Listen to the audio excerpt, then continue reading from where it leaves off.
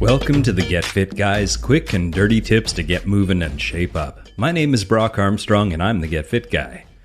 In part 1 of this podcast, Building a Stronger Back, we talked about the importance of having a strong and mobile back and how we can take steps to protect it by doing things like not walking like a duck or doing more twisting and avoiding shoes with heels, working on our calf flexibility and strengthening our glutes. In part 2, we're going to put it all together with a killer back strengthening workout that you can start doing at the gym right away. All right, as promised, here we go with a back building, not breaking workout. If you've been following me and listening to these podcasts for a while now, you will know that I am a huge fan of building functional strength first and then muscle mass second. So, with that in mind, here are 6 exercises that will help you build a functionally strong and toned back. And those exercises are narrow grip chin-ups, subscapular pull-ups, seated rope rows, bent over barbell row, one-arm arc dumbbell row, and standing T-bar row. Now don't worry, I'm going to break down each one of those one by one. And we're going to start with number 1, narrow grip chin-ups. The narrow grip or close grip chin-up is a classic body weight exercise that increases strength in the back and the biceps.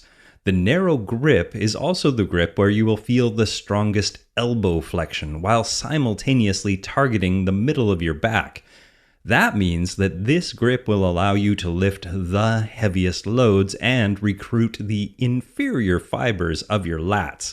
The underhand grip creates increased resistance in the biceps and the forearms, which isn't what we're focused on, but it's still a nice added bonus. So keep your hands about 6 to 8 inches apart and focus on getting your lower sternum all the way up to the bar or to the handles at the top of the movement. And remember, it's okay to lean back just a little bit as you near the top of the concentric part of the pull. All right, on to number 2, which is the subscapular pull-up. Now for this one, you start with an overhand grip, just a little wider than shoulder width apart, and you can increase the width as you get stronger. Now pull yourself all the way up so your upper pecs touch the bar. Once you've reached the top, pull yourself slightly away before you lower yourself back down. This is how we get the subscapular muscles involved. Also, don't think of the pull-up as simply an up and down movement. To get the rhomboids, which is the muscles in the middle of your back involved, make sure to retract your shoulder blades more and more as you get closer to the top of the movement. Now on to number 3, seated rope rows. Now for this one, we want to counter all that chest work that you may or may not have been doing all week. So position the pulley in front of your pecs, which are in the center of your chest. Use a rope instead of a straight bar so you can minimize the involvement of your forearms and your wrists. Now grab on to the ends of the rope and start the movement by retracting your shoulder blades, then bending your elbows until your forearms make contact with your upper arms. Now keep your back nice and straight so you don't let your lower back get involved in the movement. Then pause for a few seconds with the shoulder blades fully retracted before you relax your arms and lower the weight. Then do it all again. And number 4 is the bent over barbell row. And this is a heck of a good movement in terms of the sheer weight that you'll be able to lift. According to the Journal of Strength and Conditioning, the bent over barbell row exercise will work the larger muscle groups in the upper and lower back equally, which makes this a great overall back builder. Now, this exercise has a significant lumbar load, so get it done early in your workout while your lower back is still ready for it. Now to do this exercise, bend your knees just a little and then bend at the waist to bring your torso slightly forward. Hold the barbell in a pronated grip with your palms facing downward and keep your back straight. Now bring the weight up to your chest and at the top of the contracted position, squeeze your back muscles and hold and pause for a second. Then slowly lower the weight back down. And number 5 is one arm arc dumbbell row.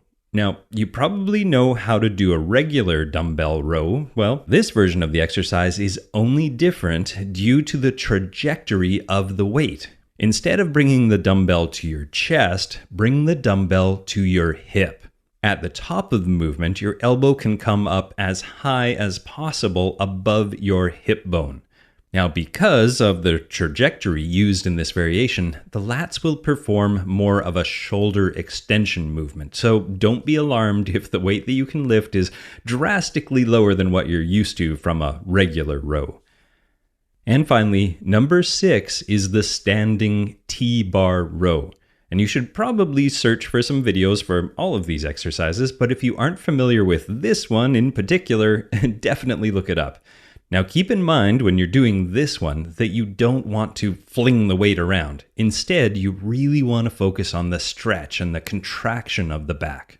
Now before you start, make sure the end of the bar is in a corner of a wall or what's called a landmine to keep it from getting away from you. Now stand over the bar, basically straddling it, and using your hips and your legs, lift the bar until you are in a standing position.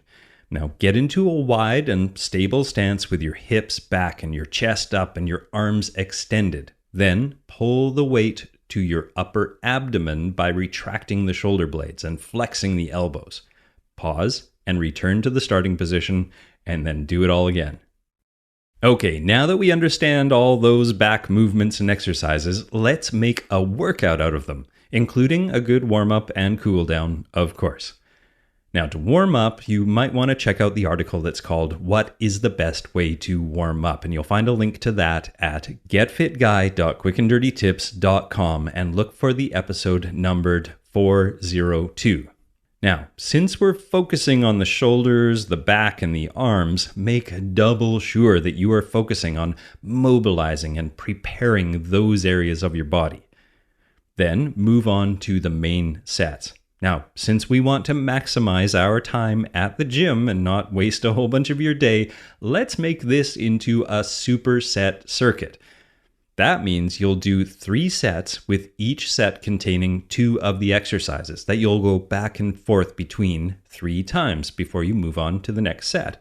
And set 1 will be the standing T-bar row to subscapular pull-up. Then set number 2 will be 1-arm arc dumbbell row to seated rope rows. Then set number 3 will be the bent over barbell row to narrow grip chin-ups. And don't worry, all of this is written down at getfitguy.quickanddirtytips.com.